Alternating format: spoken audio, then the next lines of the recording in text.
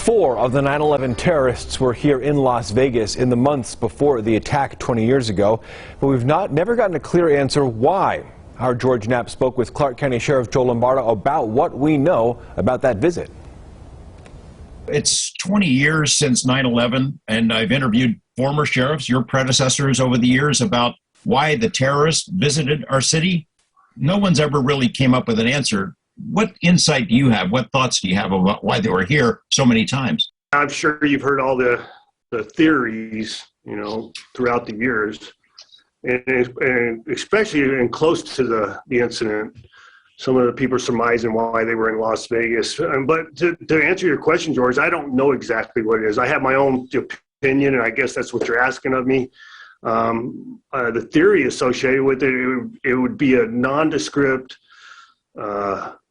meeting place from individuals coming from disparate parts of the United States, and without being suspicious. I guess that would be the key word to use. Individuals coming together, ease of coming together, because of the numbers of tourists that come here from all walks of life.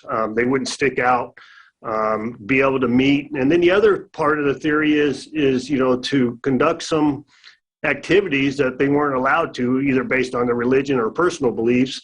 And through martyrdom, they were able to cleanse their souls associated with that. So that's the best analogy I can provide you from my personal opinion. Speaking with your predecessors in previous years, they had said prior to 9/11, Las Vegas was not really considered to be a threat to foreign terrorists, jihadists. Boy, things have really changed since then, right? Yeah, it has. I mean, we've had some incidences occur without the public knowledge in Las Vegas that we were able to interdict sooner before anything would happen. But then most of it hasn't been foreign-based. It's been domestic-based. Things that people are aware of, the Millers associated with Officer Beck and Soldo, 1 October, it wasn't classified as terrorism. I classified it as terrorism, domestic terrorism, but under the federal statute it wasn't. But those type of incidents are occurring within the continental U.S. now, as compared to that traditional mindset or that vision of terrorists being from a foreign country perpetrating their crimes or their crisis amongst the continental U.S. Talk to me about how 9/11 and subsequent events changed Metro.